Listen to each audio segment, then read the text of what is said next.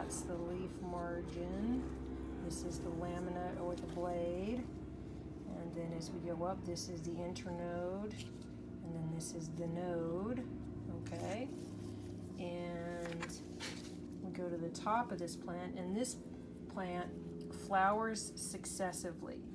And by that I mean along the stem, it makes buds, and it flowers from the bottom, right? It'll flower the first one, it'll make a flower, and then the flower will get pollinated, and then the petals fall off, and then the ovary starts to develop and makes a fruit. So when this fruit's really ripe, it turns dark purple. So you can see,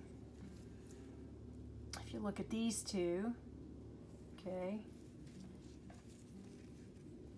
these are stamens, right? And then these are also stamens. And the white on the end, that's the anther, and the pollen, which is got plant sperm in it, right? This is dry and powdery, and then these ones are not open yet. So plants open their stamens over time. Like this, the female part of the plant, this is the female part. How do I know that? Well, there's only one, and most plants only have one ovary, right? So, and this, since it's the female part of the plant, the pistil, it leads to the one ovary where you can have many eggs that then turn into seeds, right? And then the male part of the plant, which is producing pollen, and which is plant sperm, is around it.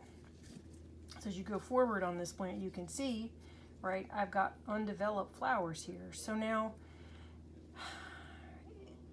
sepals, right, cover the flower before it opens. So this acts as a sepal, and technically it's called a teaple because it is a sepal that looks like a flower.